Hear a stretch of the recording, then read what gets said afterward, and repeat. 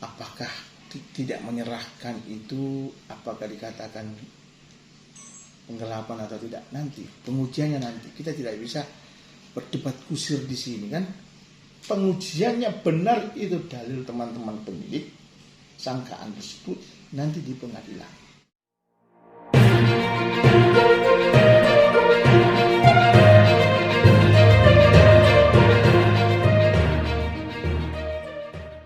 Jadi begini ya.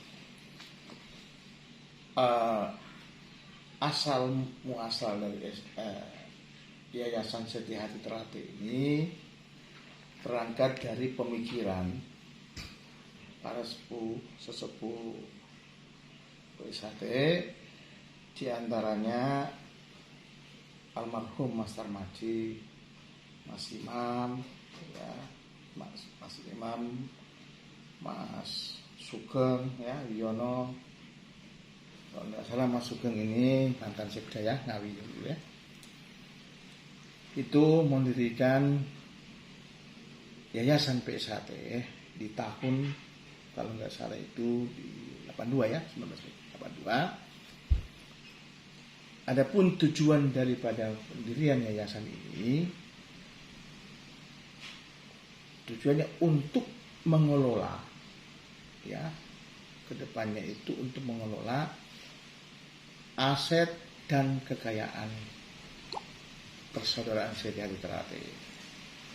Kenapa? Karena PSHT itu tidak berbadan hukum, jadi tidak dicatatkan sebagai badan hukum.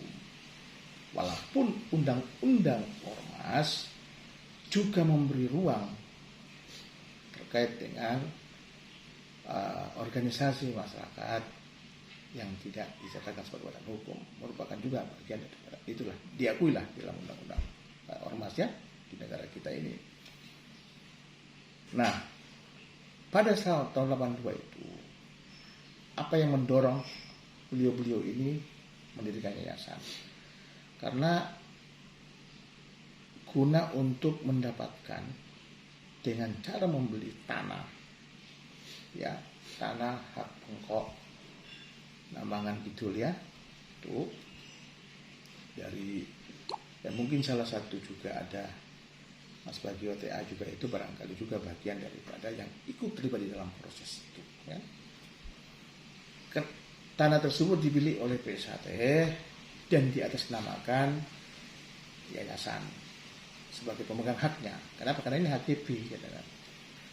Kenapa diatasnamakan yayasan? Kenapa tidak bukan atas nama langsung Teratai PSHT? Karena PSHT tidak berbadan hukum. Itu. Nah, selanjutnya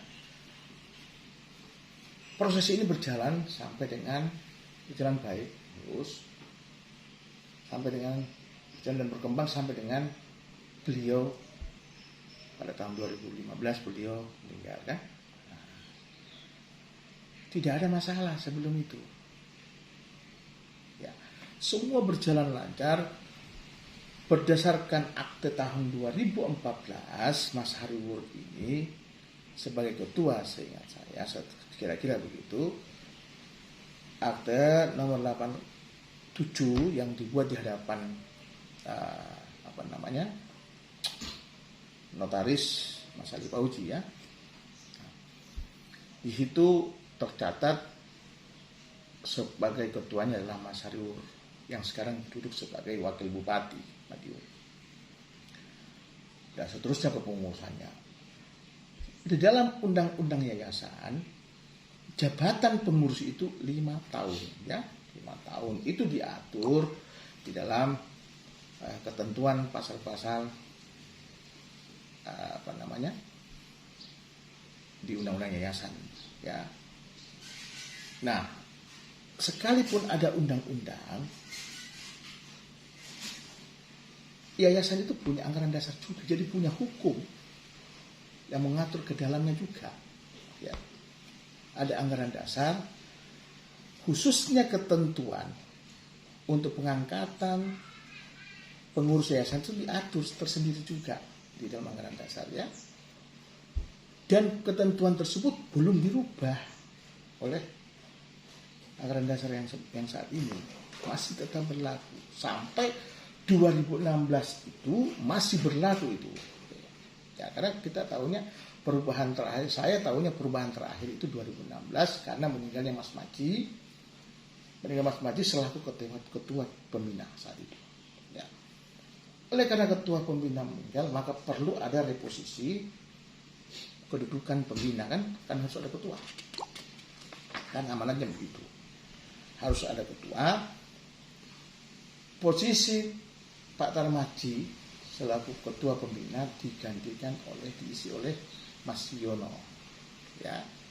Mas Yono juga inilah sesepuh lah kita kan. Ya, sesepuh kami juga.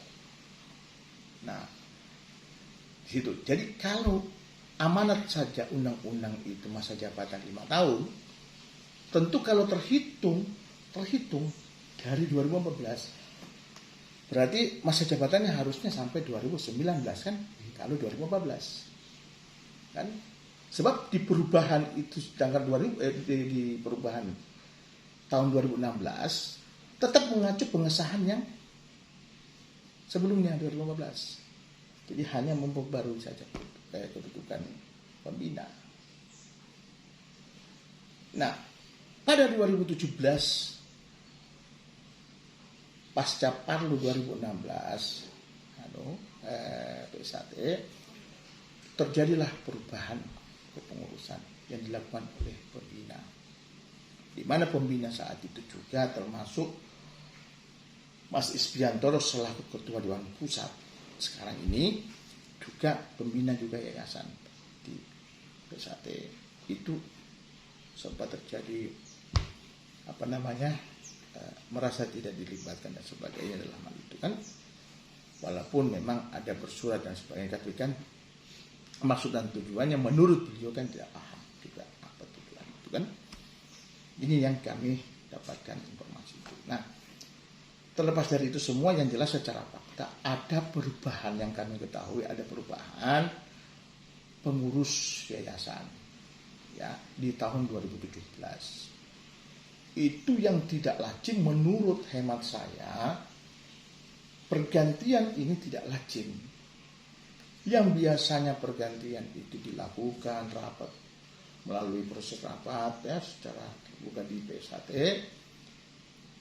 dilakukan di Madiun, ini dilakukan di Bantul. Kita tidak tahu di mana, pokoknya di wilayah hukum Bantul. Tahu-tahu muncul di situ kepengurusan yang lama ini hilang semua. Dari Mas Hariwur sampai ke bawah itu hilang semua. Diganti orang-orang yang baru. Kami sampai saat ini belum tahu pemikiran daripada Mas Yono selaku pembina lah saat itu. Saya belum tahu. Sehingga akibat dari pergantian peristiwa hukum tersebut menimbulkan perkara-perkara gugatan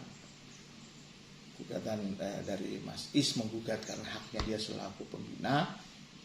Dia juga menggugat kenapa? Karena dia tidak tahu kenapa kok bisa berganti kan, ada perubahan kok beliau pun juga digeser kan selaku pembina. Padahal ini orang-orang yang tahu sejarah yayasan, yang sudah bekerja membesarkan yayasan, yang digeser semua, diisi oleh orang-orang yang mohon maaf dalam tanda kutip banyak yang mengatakan bahwa orang-orang yang tidak pernah terlibat dalam kepengurusan banyak itu ya, seperti Mas Lanja kan tidak pernah muncul kan, panjenengan tahu sendiri kan mungkin baru tahu juga kan Mas Lanja di PSAT. Tapi terlepas dari itu memang dia fakta dia itu sebagai warga PSAT kan? Nah, terakhir ada 2 orang pengurus, yaitu Mas Andreas dan Mas Wahyu menggugat di Pengadilan Negeri Madiun ya, dalam perkara nomor 34. Perkara 34 itu mereka berdua menggugat menuntut hak-haknya dia yang diberhentikan secara tidak senonoh lah ya. gugat dan hasil putusannya tingkat pertama diputus gugatan di NO ya. Mungkin kita sama-sama kan menyimak pada saat itu, melihat sama-sama NO atas putusan tersebut kami banding dan di PT diputus bahwa gugatan ditolak ya, ditolak. Jadi Pengadilan Tinggi mengambil alih pertimbangan untuk menolak ya. Di dalam pertimbangan hukum Pengadilan Tinggi di dalam putusan tersebut dalam perkara Akuo itu mempertimbangkan pasal 28 Undang-Undang Yayasan ya. Pasal 28 terkait mengatur terkait kewenangan pembina. Ya, kewenangan pembina tentang pelaksanaan kewenangan tersebut diatur di pasal 32 Undang-Undang Yayasan. Nah, ini yang tidak dipertimbangkan, hanya pasal kewenangan saja yang dipertimbangkan. Namun pelaksanaan kewenangan di sini benar atau tidak kewenangan dilaksanakan dengan sesuai dengan amanat undang-undang dan anggaran pusat itu tidak dipertimbangkan. Ya kan? Hanya kewenangan. Jadi artinya karena kami menganggap pertimbangan hukum dalam perkara tersebut kurang dipertimbangkan atau onvoldoende gemetiver, maka kami melakukan upaya hukum kasasi ya. Kita melakukan upaya hukum kasasi yang sekarang berproses sampai saat ini belum ada kan? Belum ada putusannya. Nah, dari situ pula juga kami juga menemukan ternyata ada pencatatan ya, pencatatan selembar surat itu terkait pencatatan pengesahan kepengurusan, pencatatan kepengurusan, perubahannya pengurus yayasan. Kami melihat situ di dalam pada saat kami insapel. Nah, karena sekarang proses perubahan itu basisnya online, maka kami kan tidak paham apakah ini merupakan keputusan atau tidak, pengesahan atau tidak kan? Karena judul suratnya hanya pencatatan. Maka dari itu yang tahu itu hanya notarisnya yang tahu. Kami pun mencoba untuk mengkonfirmasi kepada notarisnya itu tertutup. Ibu Martia ini tertutup, tidak mau memperlihatkan itu, tidak mau memberikan penjelasan yang sesuai dengan keinginan kita. Apakah ini, kita mau tanyakan ini sebenarnya, apakah ini sudah merupakan pengesahan atau tidak kan? Ternyata beliau tertutup, tidak mau memberikan keterangan dan sebagainya, penjelasan dan sebagainya. Nah, kenapa kami ke sana ya dalam rangka untuk mengklarifikasi sebenarnya. Nah, setelah itu karena Ibu Mardia ini tidak mau memberikan penjelasan, maka kami konsultasikan kepada notaris setempat sini ya, di sini salah satu notaris membawa itu menyampaikan ada pengesahan, ada begini pencatatan, apakah ini sudah merupakan pengesahan. Ternyata beliau mengatakan ini sudah pengesahan. Memang judulnya pencatatan, ini tapi pengesahan. Memang tidak semua orang yang bisa mengakses, yang tahu kan. Kalau itu pengesahan berarti ini keputusan tun kan. Maka dari itu saat ini ada beberapa pengurus karena mengetahui ada pengesahan saja itu mengajukan gugatan ya di Pengadilan Tata Usaha Negara terkait keputusan tersebut. Sekarang terdaftar perkara tersebut nomor perkara 25 ya, 25 tahun 2021. Nah, saat ini sudah berproses masuk ke tahap pemeriksaan persiapan ya. Nah, kembali kepada konteksnya kepengurusan. Kepengurusan ini dari Mas Harwur versi sini, versi Pusat Madiun, versi sana, versi seberang itu adalah Mas Banjar ya, ketuanya. Oleh karena ini masih bersengketa, makanya semua cabang-cabang tidak mengizinkan Mas Harwur ini menyerahkan. Karena ada suratnya mereka ini kepada Mas Harwur meminta untuk diserahkan dan sebagainya. Itu Mas Harwur tidak mau, tidak bisa melaksanakan karena satu, pengurus Pusat Madiun tetap menganggap Mas Harwur sebagai ketua yayasan kan. Cabang-cabang pun demikian tidak mengakui ketua yayasan, pengurus yayasan yang lain hanyalah pengurus yayasan Mas Hariwur. Nah, Mas Hariwur sebagai wakil bupati dasarnya untuk tidak menyerahkan serah terima adalah adanya permintaan dari dulur-dulur cabang-cabang yang ada di cabang. Kenapa? Karena ini adalah milik mereka, gitu loh. Aset yang ada, yang diatasnamakan yayasan itu adalah aset milik Terate, milik organisasi, bukan milik yayasan. Yayasan itu hanya punya sekolah satu, yaitu yang di dekat Parepuan itu. Bahkan informasi yang saya dapatkan itu pun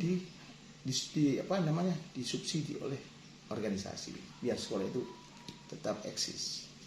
Artinya nol kan, tidak ada sumber pemasukan yang real betul-betul untuk dari yayasan. Kan? Yang lainnya yang atas nama yayasan adalah Padepokan itu, ya. Padepokan itu milik atas nama yayasan sertifikatnya, HGB itu ya. Jadi terkait dengan Mas Hariwur berujung kepada penetapan informasinya ditetapkan sebagai tersangka, kami pun melihat video itu, ya. Bahkan Mas Lanjar memperlihatkan surat SP2AB kalau nggak salah. Namun kami meminta mengajak semua pihak bahwa ini proses hukum di negara hukum kan. Nah, kita ini berada di wilayah negara hukum. Apapun itu statusnya seseorang kan harus dihormati hak-haknya kan. Harus kita mengedepankan asas praduga tidak bersalah.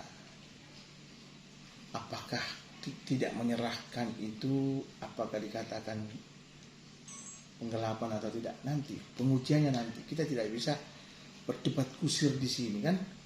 Pengujiannya benar itu dalil teman-teman penyidik, sangkaan tersebut nanti di pengadilan.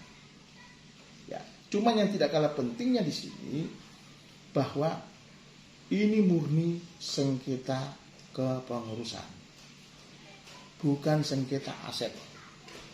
Belum sengketa aset. Sengketa aset harus saya katakan nanti sengketa aset itu.